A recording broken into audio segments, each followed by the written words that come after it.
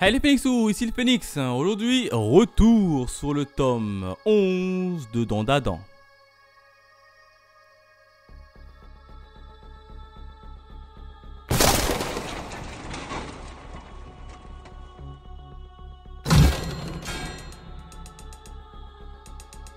Comme d'habitude, retour sur la jaquette et les différents bonus. Au niveau de la jaquette, on a qui? On a Vamola en deuxième plan et Gigi en premier plan avec sa nouvelle technique. Bon, quatrième de couverture, on a les Serpos qui entourent Momo qui est dans un piteux état. Mais ça, je viendrai dans la partie review.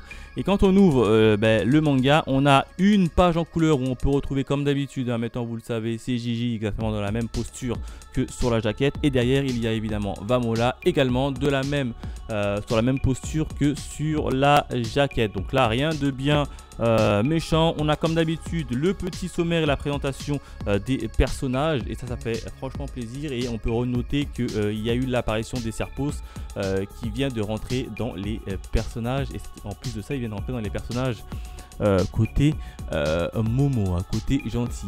J'y reviendrai également sur la partie un peu des Serpos. À la fin du manga, on a un petit manga bonus où on voit la vie du fils du ski là, qui est parti à l'école. Et on a également un bonus quand on fait tomber la jaquette, évidemment. On a les extraterrestres qui avaient attaqué notamment le groupe de Aira Gigi. Et ils sont présentés cette fois-ci sur la face du manga et sur le dos du manga pour ceux qui veulent en apprendre un petit peu plus. Et ça, franchement, c'est vachement cool. Tu vois quand même que même les extraterrestres, que ce soit le petit, le dernier, l'élément secondaire, le personnage secondaire, le personnage tertiaire, ils ont quand même un petit background. Ils ont quand même un petit background qui est développé et ça fait plaisir. Allez, on s'attaque directement à la partie review. Qu'est-ce qui s'est passé dans le tome 11 de Dandadan?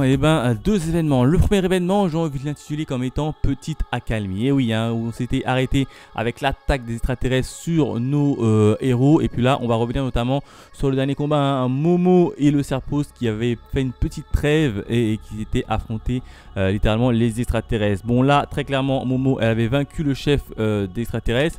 Et puis directement, elle tombe par terre et tout autour d'elle, il y a les Serpos qui sont un peu revenus à eux. Sauf que vu qu'ils n'étaient pas finalement totalement reformatés, ils voulaient s'en prendre littéralement à Momo. Là, Momo, elle a joué le bluff, elle a dit venez, attaquez-vous, j'ai encore des pouvoirs. Et heureusement que le chef des Serpos, il les a quand même fait partir parce que très clairement, là, Momo, elle était quand même dans un piteux état. Du coup, Momo décide de rentrer chez elle. Mais sur le chemin, elle se dit quelle heure il est 22 h. Et vous savez qu'après 22 h, Momo n'a plus le droit de prendre la route. Tout simplement parce que dehors, il y a Reiko Kashima. Et oui, la fameuse Reiko Kashima. Alors là, ça va être franchement un vrai problème puisque après 22 h, Momo, elle peut plus marcher dehors toute seule. Parce que sinon, elle va se faire attaquer par Reiko Kashima qui la charge toujours parce qu'elle veut se venger. Donc à mon avis, il faudrait quand même que Momo s'occupe de son cas pour pouvoir avoir l'esprit tranquille. Manque de peau, elle décide littéralement d'aller se cacher dans un manga café. Sauf que le manga café, il est interdit aux mineurs. Et oui, Momo, faut le rappeler, elle a que 17 ans et donc c'est interdit aux mineurs. Et elle va tout simplement demander au Serpos de rentrer avec elle dans le manga café. Et ça va être assez marrant parce que vu que le Serpos, il lui manque le bas du corps, ça va être Momo qui va jouer le bas du corps et le Serpos qui va jouer le haut du corps. Et franchement, ça va être assez marrant. Alors, ils vont réussir à rentrer tranquillement. Et puis là, j'ai pas très bien compris la stratégie du Serpos. C'est qu'il a fait une alliance avec Momo. Ils veulent combattre les extraterrestres, très bien. Et il aide Momo à rentrer dans le manga café pour se cacher de Reiko Kashima. Mais à un moment donné, il veut attaquer Momo. T'as Momo qui dort en face de lui. Et là, il sort son engin et il veut littéralement attaquer Momo. Et heureusement qu'au niveau de la porte, ça a toqué. Parce que sinon, je pense qu'il l'aurait attaqué. Et là, t'as le barman là qui demande à Momo de bien vouloir re-remplir une nouvelle fois sa fiche. Là, Momo au Serpos, puisque c'est la tête du Serpos qui était dessus, et là ils sont un peu dubitatifs, ils disent mais comment ça se fait, j'ai plutôt bien rempli. Et puis là très vite on apprend, on voit très clairement qu'en fait le guichetier il est tout simplement possédé par Reiko Kashima qui cherche encore une nouvelle fois Momo et qui veut se venger. Et là j'ai trouvé encore une nouvelle fois un peu bizarre le fait que le Serpos il fasse rentrer le guichet et puis il facilite un peu les recharges. Le guichet à un moment donné il dit laissez-moi regarder sous votre jupe. Et puis là tu as le Serpos qui dit oui allez-y regardez tranquillement. j'ai dit mais il sait qu'en bas il y a un Momo qui est caché ou pas? C'était assez bizarre. Là je me dis mais dans quel camp est réellement le Serpos? Est-ce qu'il fait pas une alliance pour pouvoir poignarder plus facilement Momo par derrière? Parce que quand on sait que en face de lui, ceux qui sont combattus c'était ses anciens clones qu'il avait lui-même créés, là tu te dis c'est peut-être un coup fourré que le Serpos il met tout ça en place juste pour pouvoir s'accaparer les bijoux de famille de Momo, hein, parce qu'à un moment donné il voulait s'attaquer et à mon avis récupérer les bijoux de famille de Momo. Donc là je me suis dit, est-ce qu'il ne jouerait pas double jeu notre ami Serpos avec sa fameuse alliance? Donc là, t'as le guichet qui commence à regarder sous la jupe. Et puis là, Momo voit qu'il y a un miroir. Et puis elle attrape le miroir et elle désactive littéralement le miroir. Et comme ça permet à Reiko Kashima de partir littéralement et de défaire l'emprise qu'elle avait sur le guichet. Donc là, tu vois, c'est assez bizarre quand même. Le Serpos, il facilite l'entrée de Reiko Kashima. Moi je suis sûr qu'il y a une douille derrière qui au dernier moment t'as le Serpos qui va s'en prendre à Momo. Je pense que ça va être ça à mon avis.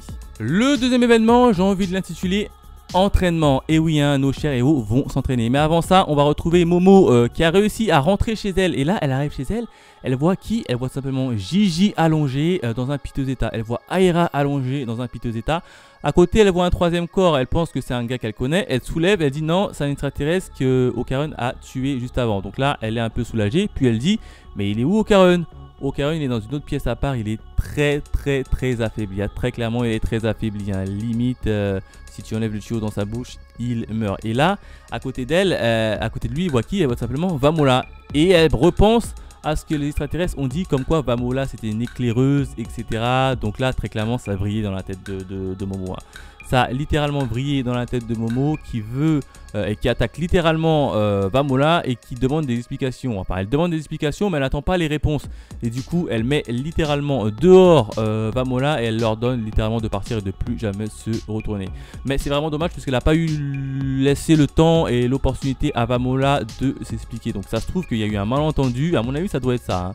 Je pense qu'il y aura un malentendu, que Vamola c'est pas réellement une éclaireuse et qu'elle s'est fait mettre à la porte et jugée trop rapidement par Momo. Et ça, à mon avis, ça va tourner sur ça sur les prochains tomes. Je sais pas pourquoi, mais je le sens bien comme ça. Du coup, vu qu'ils sont un peu trop faibles, et ben ils vont tous s'entraîner, ils vont aller s'entraîner. Et pour pouvoir s'entraîner, ils vont demander littéralement l'aide des Serpos. Hein, il va dire ok, il n'y a pas de problème, je vous ramène dans ma base secrète et on va s'entraîner tous ensemble. Et là, ils vont littéralement récupérer la maison, puisque la maison maintenant peut se transformer en n'importe quel objet à quoi tu penses. Ils vont littéralement prendre la maison, la transformer en voiture et l'amener dans le lieu de base souterrain des Serpos. Mais là où c'était plutôt assez malin de leur part, c'est qu'ils savent que le Serpos, on ne sait jamais s'il joue double jeu, hein, vu qu'il a voulu attaquer Momo dans le manga café. Du coup, il ne savait pas trop s'il pouvait rentrer dans le sous-sol en toute compagnie. Donc, il se dit, on va scinder l'équipe en deux. Vous restez là et moi, je vais rentrer avec le Serpos pour voir si c'est pas un piège. Mais a priori, il s'avérait que c'était pas réellement un piège et tu vois que nos héros vont commencer à s'entraîner pour essayer de battre les extraterrestres. On va en apprendre également un peu plus sur les extraterrestres. On sait que les extraterrestres veulent envahir la Terre et que l'équipe qui a attaqué Gigi, Momo, Okarun et tout ça, et ben c'était tout simplement une équipe d'éclaireurs qui avait pour mission de récupérer les bijoux de famille parce qu'elles sont source de pouvoir et ça va permettre à la grosse armada de pouvoir atterrir plus facilement et de passer par une porte dimensionnelle. Donc là très clairement c'est pour ça qu'ils ont attaqué les Okarun, les Gigi, tout ça, tout simplement pour avoir une source de pouvoir et notamment les bijoux famille de Okarun. Au niveau de l'entraînement, eh ben, on va voir qu'en fait en entraînement ils sont très nuls. Ah, très clairement ils sont très nuls. Hein. T'as quand même Momo qui est nul. Très clairement elle a dit en fait je suis totalement nul, hein. C'est grâce à Okarun si je suis fort parce qu'à chaque fois c'est lui qui vient me sauver. Du côté de Gigi, sincèrement, tant qu'il n'utilise pas son pouvoir de œil maléfique, Gigi il est nul. C'est pour ça qu'il a mis en place une petite capacité où il envoie une espèce de Kamehameha, mais c'est très faible, hein. C'est à un très faible niveau. T'as la ski, le petit boxeur, lui également il sait que donner des petits coups de poing, mais le problème c'est si tu combats face à des combattants qui sont loin à distance, tu te fais facilement éclater la face. Et ça, j'ai plutôt bien aimé parce que c'est Aira qui va relever et qui va un peu leur hurler dessus, dire mais en fait vous êtes tous pourris, Momo tu sers à rien, Gigi tu sers à rien tant que tu te transformes pas en œil maléfique, et toi Lasky tu donnes des coups de poing dans le vent, franchement vous êtes tous nuls. Et elle a eu raison parce que pendant le combat et l'attaque des extraterrestres, il y a franchement que Aira qui a un peu tenu tête aux extraterrestres. Il a fallu bon, après elle s'est fait un peu avoir parce qu'il fallait qu'elle sauve Gigi notamment, mais franchement il n'y a que Aira qui maîtrise plutôt bien son fameux pouvoir des tirer de ses cheveux, et ça franchement c'est vraiment dommage. Donc, autre point également, c'est que Ocaron, en fait, il va se réveiller, mais il va se réveiller en mode astral. Très clairement, il va se dire tiens, c'est bizarre, on dirait que je suis mort. Il est en mode astral et il va essayer de retrouver tout simplement à la fois Mémé Turbo et Seiko, parce que franchement, leur aide serait très bénéfique. Et là, très clairement, il va réussir à les rejoindre en passant par le téléphone. Il va tomber sur Seiko et Mémé Turbo qui sont en plein combat contre des extraterrestres. Donc eux aussi, ils ont été ciblés et pris pour cible. Et là, il se rend compte et Seiko elle va commencer à discuter avec Ocaron qu'elle voit en mode astral. Et voilà comment se termine le manga. Voilà ce que je pouvais dire sur le tome 11 de Dandadan. Magnifique lecture encore une fois. Là ça s'accélère, on en apprend un peu plus sur les fameux extraterrestres qu'ils ont attaqué nos héros, qui veulent simplement envahir la Terre. Également que Vamola, est-ce que c'est une traîtresse ou pas? À mon avis c'est pas une traîtresse, mais elle a été mise dehors sans même avoir des explications, donc ça c'est vraiment dommage. Et on a quand même le Serpos qui a fait une petite alliance avec nos héros, mais le Serpos il est un peu bizarre, il veut s'attaquer à Momo une fois le dos retourné, donc à surveiller quand même.